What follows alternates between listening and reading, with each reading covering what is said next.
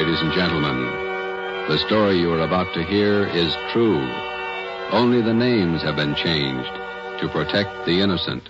Fatima Cigarettes, best of long cigarettes, brings you Dragnet.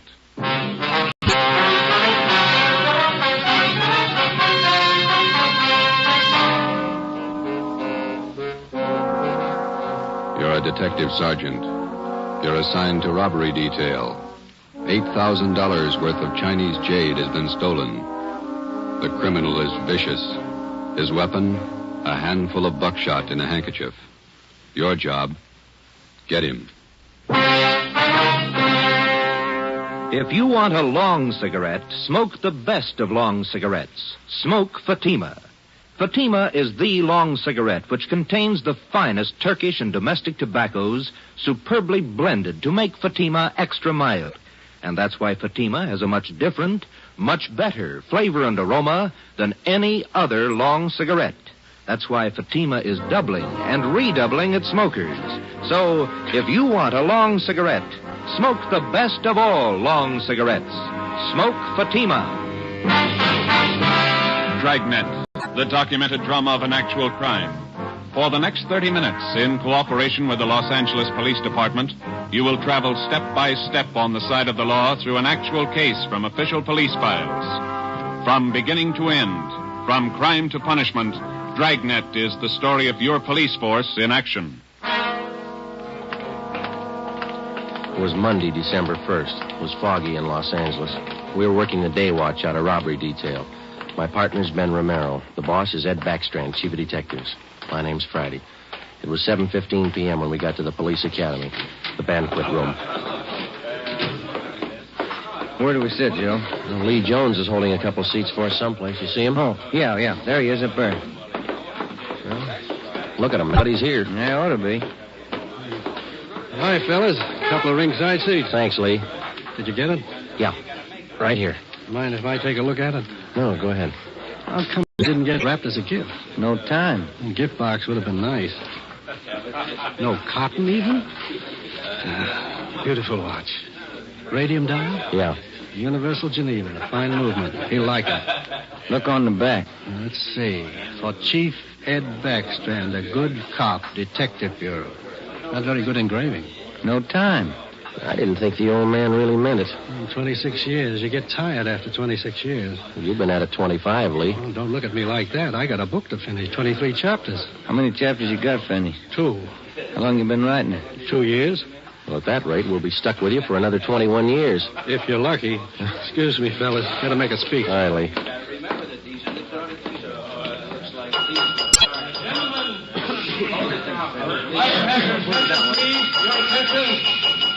To get the proceedings underway here, before we introduce the man of the hour, I'd like to pass along a little story you might get a kick out of.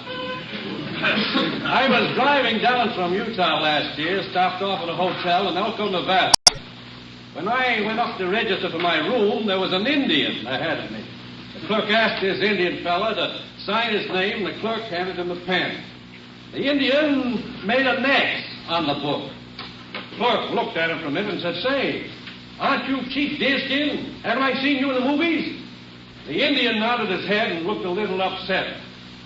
"Oh," he said. "Oh, we make a lot of movies in Hollywood." The clerk smiled and said, "A lot of people at Elko here like to get your autograph, Chief." Then the Indian grabbed the pen up again and he said, "Me no like a autograph, hunters. Me no want to be bothered." Then he drew a circle around the X he made. The clerk said, "Why do you do that, Chief?" The Indian said, "Me no use him right name."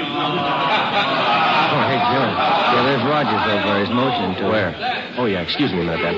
Chief who's retiring tonight. He's been using his right name for 26 years, and he's proud of it. And we're proud to have been associated. Do you want me, Rogers? A phone for you, Joe. You can take it on the extension After outside. 26 Thanks, Pete. years of service, he's retiring from the Los Angeles Police Department. We're going to miss him. Gentlemen, a fine officer, Chief Ed Backstrand. Where's the phone? Right over here. Thanks. Friday, Joe, this is Gonzalez. Yeah, Jess. Sorry to bother you, but Powers said I should call you. Yeah? I need some lead work. Something big? Pretty big, yeah. Too many loose ends. Pena and I can't pull them all in. When do you want us? As soon as you can get down here. That important, huh? A man may die, Joe.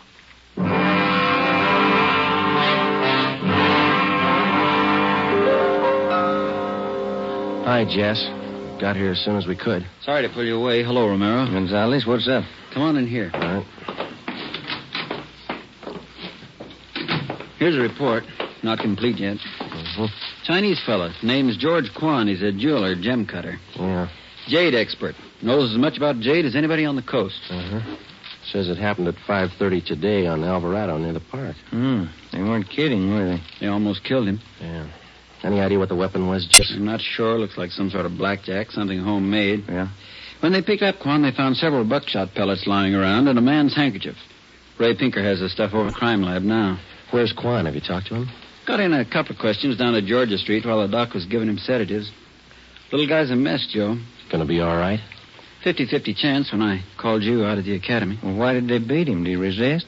I don't have it all yet, but from what he said, he was jumped from behind, didn't have a chance to fight. Whoever it was kept beating him long after he was unconscious. What'd they take him for? A couple of pieces of jade, large ones, very rare. Mm-hmm. You got anything else? Yeah, we got a star witness, just one. Did you talk to him yet? Just did for an hour and a half. You want to crack at her? Are you having trouble with him? Yeah, little. All right, Pena. Send him in again. Yes, sir. You want to talk some more? 6 years old, Joe. His name was Norman Eugene Fisher, and he was 6 years of age last April. Like all young boys his age, his imagination ran away with him. What would be only a minor detail to an adult witness assumed tremendous proportions in Norman's young mind. He told us his story 3 times. Each time he elaborated a little more until what he claimed was the truth could only have been figments of a small child's imagination. Ben and I, together with Gonzalez and Pena, talked with the boy for another hour. We were getting tired, but Norman enjoyed his position as star witness. Once more, Norman, please, try to remember it as it really happened. It was just like I said. Let me try, Jess. Go ahead, Romero.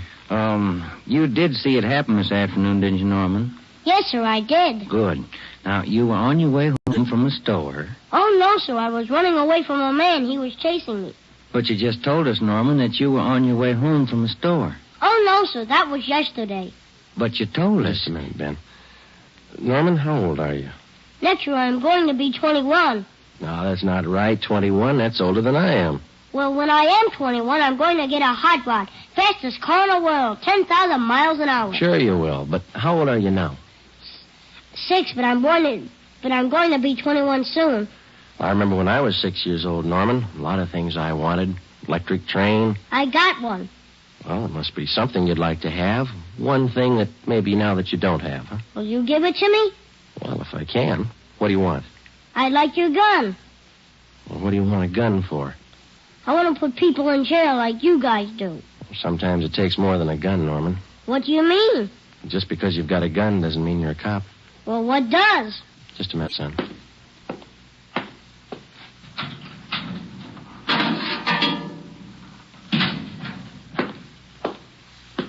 Here you go, Norman. A good cop uses this more than a gun. Gee. It's a real police badge. It's mine. Official? Official. Can I hold it? Go ahead. It's yours. When I wear this, I'm a real detective. Well, that's part of it. The other part is to tell us what you really saw today. Now, how about it, huh? There were 4 men, like I said, and they all had machines. No, wait a minute, Norman. I thought you said you were a detective now. I am. Well, a good detective has to remember exactly what he sees, not something he makes up. It's not very scary that way. No, it's no use, Joe. He can't get his story straight. Oh, yes, I can. I'm a detective now, and I know what happened. All right, Norman, you tell us, huh? I was on my way home from the store. I saw this truck stop down the street. What did the truck look like? I don't know. It was a funny kind of truck. Had a wood back. You mean like a dump truck? Kind of, but it was a small truck.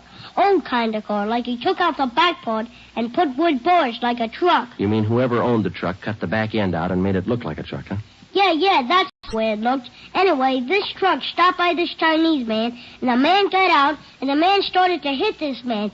And the man fell on the sidewalk, and the man kept hitting him and hitting him as hard as anything. Well, what was he hitting him with? With his handkerchief? There he goes again. No, I don't know. How about that, Jess? Could tie in. Go on, Norman. Well, that's all I saw. No, I mean after the man hit him, what'd he do? Oh, well, he grabbed a bunch of stuff from this man's pocket, and he went into the truck and he speeded away. Norman, you're a good detective. I want you to think real hard now. Do you know what a license number is? Yeah. Good. Do you think you could remember the numbers on that truck? If I knew what they were, I could. In school, we're just having numbers now. I only know up to 7, but there were 2 7s in it. You're getting all this, Jess? Yeah, keep going. Norman, you've helped us a lot. Can you remember what the man on the truck looked like? He had a big head and he looked mean. All right, just one more thing now. Can you remember the color of that truck? It looked black, but the back part had black and white stripes. I don't know how you did it, Joe. Well, what do you think? How about it? Me too. All right, Norman. Your mother's waiting outside for you. You can go home now. You're a real detective. Can I wear my badge now? You bet you can. Okay. Say, Yes, sir? as soon as I arrest somebody, will you put him in jail? With the help of an outdated police badge, no longer official, we had the statement of a 6-year-old boy with a healthy imagination. We had an idea he was telling us the truth, but we had no way of being certain. Since he was the only witness, we had to accept his word and hope that he was putting us on the right track. The quickest way to make sure was to see if some of the details in little Norman Fisher's story would check out. Jess Gonzalez and Manuel Pena took the job of trying to locate a homemade pickup truck with 2 7s in the license number. They started by checking all the late 3.8 forms, the vehicle theft and impound reports. The next morning, Ben and I called the General Hospital and talked with Dr. Sebastian. He told us that the victim, George Quan, had improved sufficiently to allow a brief interview. It was 10:14 a.m. when we got to Ward C, General Hospital. Doctor tells you he's a little better this morning, Mr. Quan. Yes, sir. I shall be all right, although it is quite painful at times. We're sorry to bother you, Mr. Quan, but we've got to have a little more information on the robbery. Oh, I will tell you all I can, sir. I should like to recover the missing jade pieces. It is a great loss to me. Did you get any kind of a look at the man who hit you? Oh, he attacked me from behind, knocked me to the pavement. I made an attempt to get to my feet, but he struck me again and again, here at the base of my neck. You didn't see him at all, then? No, sir, I did not. Do you have any idea who could have done this? Unfortunately, no. I cannot think of anyone. What was stolen from you? We know it was jade, but can you give us a more detailed description? Well, sir, I lost 2 thumb rings, very rare, collector's items. Thumb rings? How much were they worth, would you say? Well, I paid $8,000 for the 2 rings. Wonder if you could describe them to us. Well, both rings were relics of the time when the Chinese archer drew his hunting bow with a special thumb ring. Any particular identifying marks on them? Oh, they both have linings of fine gold to fit them to the fingers of the new owners. Who were the new owners? I had just purchased them yesterday, before I was robbed. I was on my way to San Francisco to show them to prospective buyers. Who did you buy the rings from, Mr. Quan? Mrs. Inez Curtis, a very reputable dealer. We have done business for many years. I wonder if we could have her business address, huh? She has her office at her home. It is 1957 Harper Annex off Sunset Boulevard in Beverly Hills. How many people knew that you had the jade on you at that particular time yesterday? Oh, let me see. There were only 2 other buyers present beside Mrs. Curtis. I do not recall their names. They were new to me. Mrs. Curtis would know. Mr. Quan, we know that you're tired. We have just one more question. Certainly. I wonder if I might trouble you to hand me that tumbler of water with a glass straw. Surely. Here you are.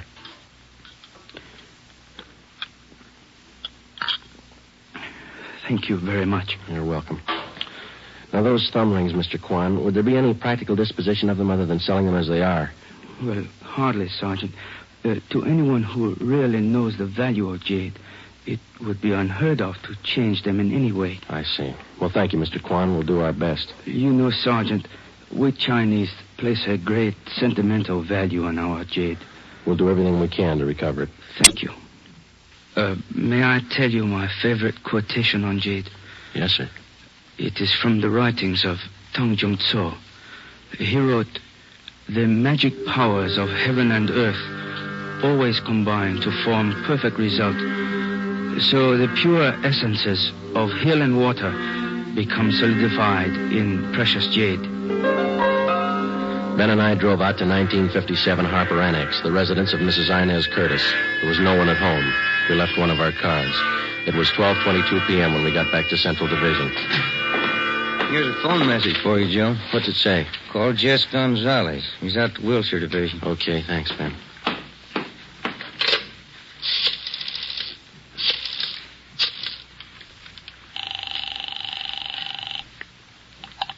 Wilshire Detectives, Didion. Hi, Harry. Gonzalez around? Just a minute. Take on 3, Jess. Gonzalez, Friday, Jess. we got the truck and we got the driver. We'll be right out. Something else, Joe. Yeah? The kid was right. There were 2 7s in the license number.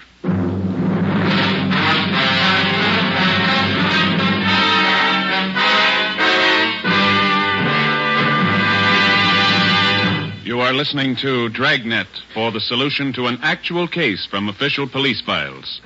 Now, here is a real solution to many of your Christmas shopping problems. If your friends smoke a long cigarette, give the best of long cigarettes, Fatima. Give Fatima for quality. The name Fatima has always stood for the best in cigarette quality. Give Fatima for flavor. Fatima has a much different, much better flavor and aroma than any other long cigarette. Give Fatima.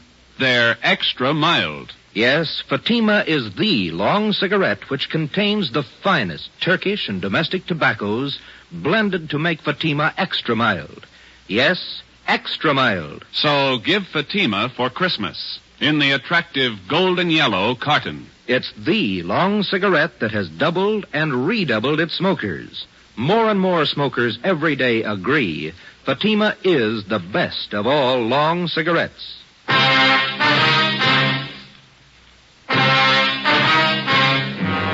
Wilbur Rasmussen, white, male American, age 31, 5 feet 10 inches, 190 pounds, black hair, brown eyes. He was the driver of the truck. Gonzalez and Pena began by checking through all of the reports of trucks impounded during the past 24 hours. There were 23. Out of those 23, they narrowed it down to 4 possibilities.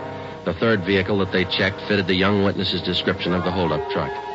We still could not be absolutely certain that the impounded truck was the one we were looking for. The same could be said of the driver, Wilbur Rasmussen. The net result of checking impound reports doesn't always result in the apprehension of a suspect, but in this case we were lucky. The driver had been picked up for drunk driving. It was 1:30 p.m. when we checked in at the Wilshire Division. Hi, Jess. Where is he? You're a little late. What do you mean? He's gone, released on bail. Who furnished the bail? The woman he works for, Mrs. Inez Curtis. Well, that doesn't figure, Jess, or does it? Why not?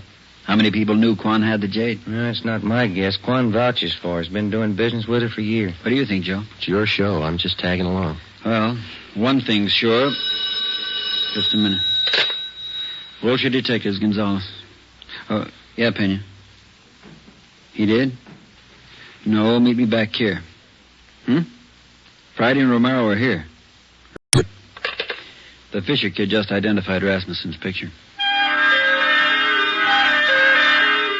The identification of Wilbur Rasmussen by 6-year-old Norman Fisher was far from sufficient to take the case to court. We had to have evidence, lots of it. Rasmussen had been given a thorough shakedown, his apartment and the truck. There was no sign of the stolen jade rings. Gonzalez told us that the truck had come from the U-Drive truck rental on Figueroa Street. We checked with Mr. Crockett at U-Drive. Let me have another look at that picture, boys. Yeah, here you are. What'd you say his name was? Rasmussen. Wilbur Rasmussen. You want to know if he rented a truck from Miss Wynn? Yesterday. Maybe the day before. No, not this fella. Never seen him. Before we left U-Drive, we checked over the rental contract on the truck in question. The deposit check for the truck was signed by Mrs. Inez Curtis. The truck was checked out at 6 a.m. The rental contract, the actual release form showing to whom the vehicle had been rented, was signed by a Harry Wilson. Rasmussen's name did not appear on any of the usual rental forms. The manager of U-Drive was positive that he had not rented a truck to Rasmussen. We drove out to 1957 Harper Annex. This time we found Mrs. Inez Curtis at home. I'm terribly sorry about Mr. Quan. Does he have everything he needs in the hospital? Yes, ma'am. How long did you say this Harry Wilson had been working for you? 6 or 8 weeks. But I'm sure you're wrong about him. We're not accusing him of anything, Miss Curtis. We just want to talk to him. He certainly came to me well recommended. He was a nice man. When's the last time you saw him? Day before yesterday. He asked for his check, said he was quitting. Told him I was sorry to see him go. I'm anxious to get that guest house finished. How about Rasmussen, Miss Curtis? How long has he been with you? Wilbur's been with me for about 7 months. Good worker, but he drinks too much. Feel sorry for him. You've rented trucks from the U-Drive company right along? Oh, yes, from Mr. Crockett. We had to have a truck to haul our building supplies. I'm saving an awful lot of money contracting this myself. It's a great saving. Yes, ma'am. The deposit on this last rental, did you give that check to Wilson or to Rasmussen? I sent both of them down to pick it up. Like I say, Wilbur's been drinking rather heavily lately, and I think Harry's the better driver of the two. Do you know which one of those men was driving the truck about 5:30 in the afternoon, day before yesterday? Well, how would I know that, Sergeant? All I know is that I sent both of them down. I told Harry to drive. Yeah, I see. Miss Curtis, were either of those men present the day you sold the jade rings to Mr. Quan? No, they have nothing to do with my gym business, whatever. Did either of these men know about Mr. Quan's purchase? Well, that's possible. They knew he was here. I'm sure they saw him come in.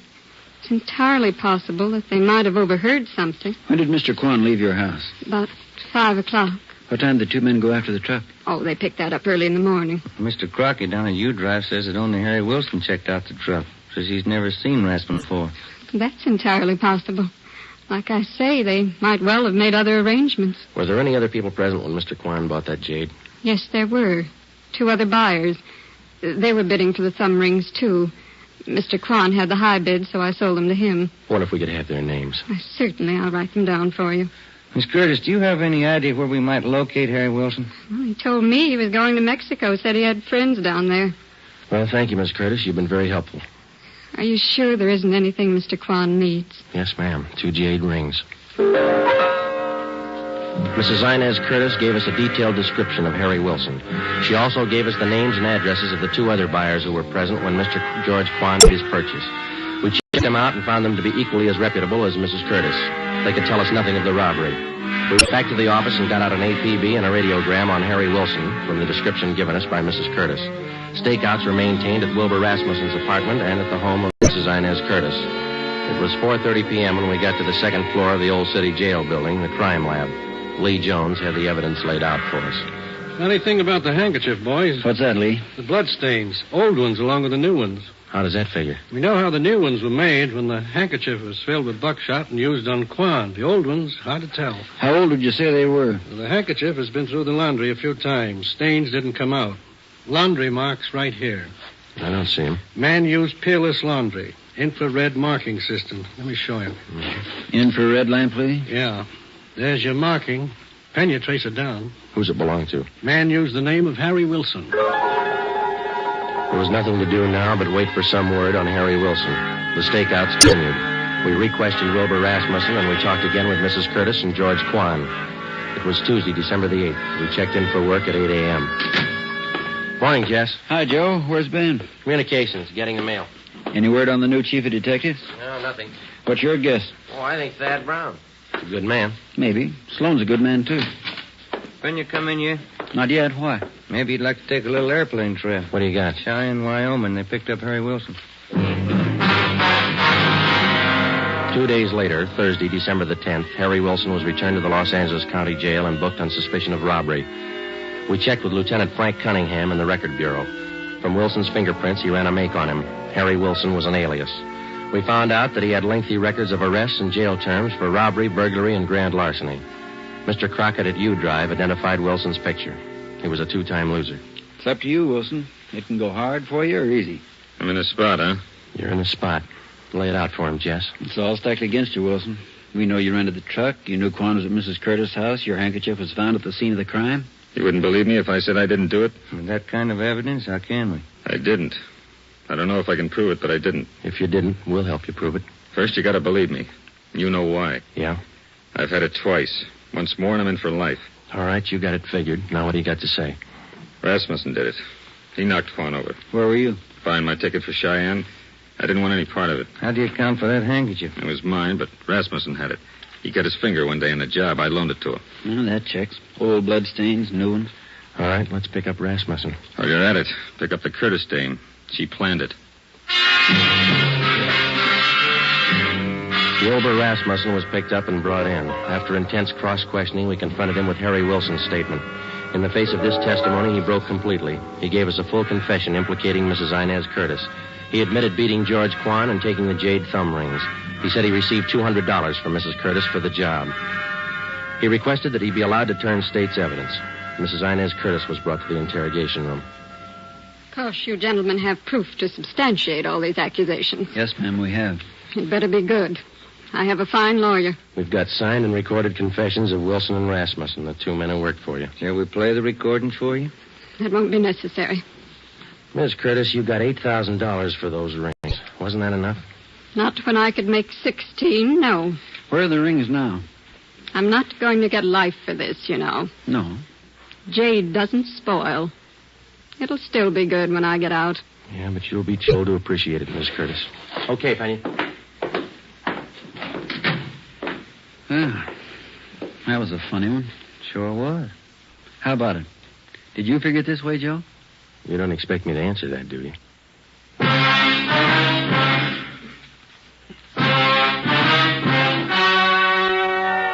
The story you have just heard was true.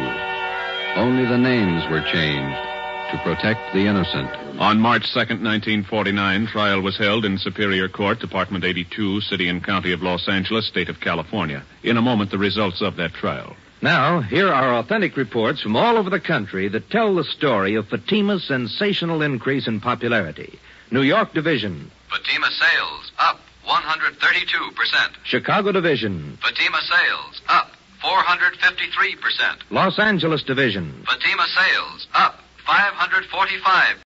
Yes, more and more smokers agree Fatima is the best of long cigarettes. So enjoy Fatima yourself and give extra mild Fatimas for Christmas in the attractive golden yellow carton.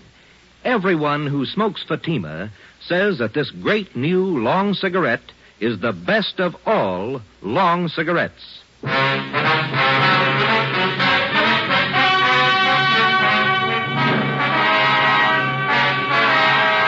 Mrs. Inez Curtis was tried and convicted of robbery and conspiracy. She received the maximum sentence as prescribed by law.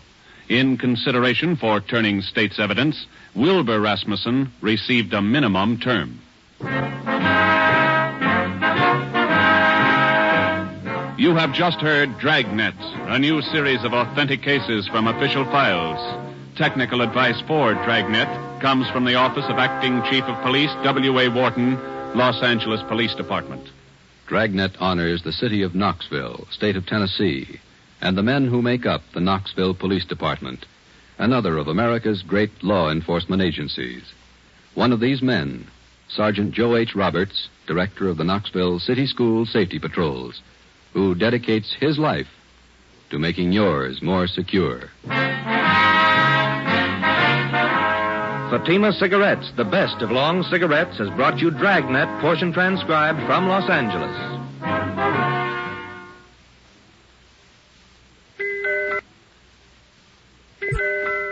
Let that merry tune remind you to get him the big Christmas humidor of smooth, sure-fresh velvet pipe and cigarette tobacco. It's a double pleasure to any smoker when you give this generous humidor of velvet. It smokes cool and sweet in both pipe and cigarette. In every way,